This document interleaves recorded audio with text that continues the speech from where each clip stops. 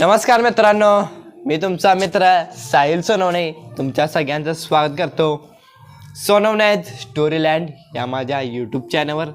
चला तर ऐकूया आजची गोष्ट. ही गोष्ट आहे एका भिकाऱ्याची. त्या भिकाऱ्याला दोन्ही हात नसतात, तरी तो त्याचे जीवन जगत असतो. त्याने हार मानलेली नसते, तो जीवन जगत असतो. तो एका पार्कमध्ये राहत असतो आणि तेथेच तो भीक मागत असतो. येणारे जाणारे त्याला भीक देऊन जात असतात. काही लोक इग्नोर करतात तर काही लोक मदत करतात. मग एक मुलगा रोज जॉबला त्याच मार्गाने जात असतो आणि तो रोज त्या भिकाऱ्याला बघत असतो. एके दिवशी त्याला काही वेळ असताना तो त्या भिकाऱ्याकडे जातो आणि त्या काकाने विचारतो, काका तुमच्याकडे वेळ आहे का? मला तुमच्याशी जरा बोलायचं आहे.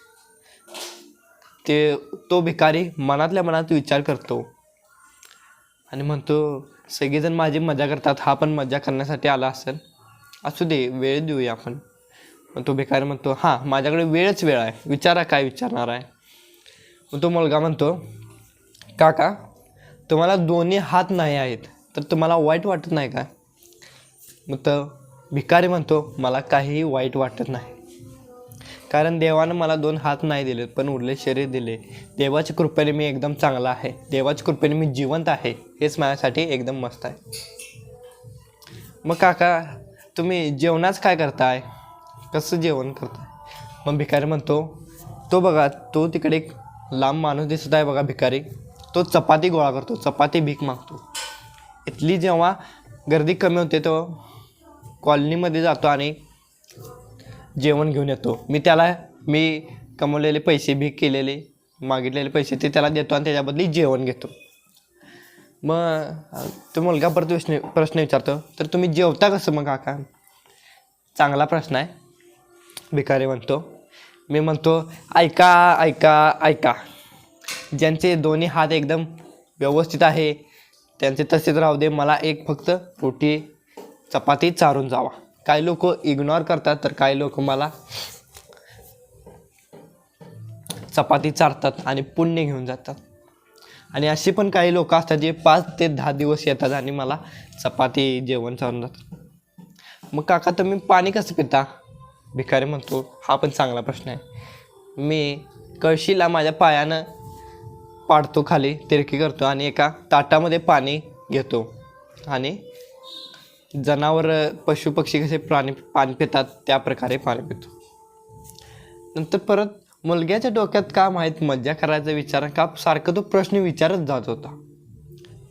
मग भिकारी काकांना म्हणतो, माझा लास्ट प्रश्न, या पार्कमध्ये भरपूर डास आहेत, ते तुम्हाला डास चावत असणार काका, तुम्ही काय करताय? मग तो भिकारी म्हणतो, हे भरपूर डास आहेत आणि डास चावल्यामुळे झोप पण माझी काही वेळा मोड झालेली आहे.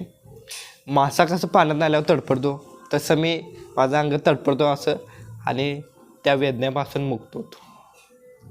काय करायचं, जीवनच असं आहे.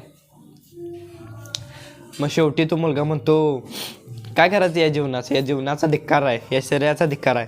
हे ऐकल्यावर भिकारी खूप चिडतो आणि म्हणतो, तू काय बोललास ते मज्जा असू शकते पण शरीराला असं काय म्हणू नकोस, कारण शरीर हे आपलं मौल्यवान आहे.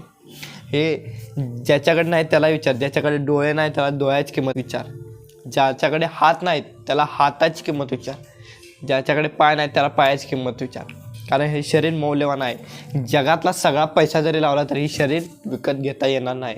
त्यामुळे या शरीराची काळजी घे, शरीराला महत्त्व दे.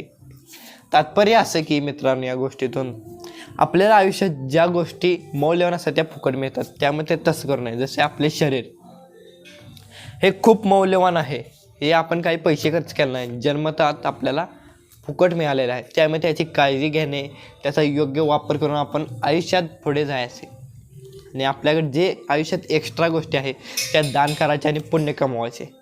कशी वाटली आजची स्टोरी? आवडली ना तर लाईक करा, शेअर करा, सबस्क्राईब करा आणि बेल आयकॉनला प्रेस करायला विसरू नका. आपण भेटणार आहे पुढच्या स्टोरीमध्ये. तोपर्यंत धन्यवाद.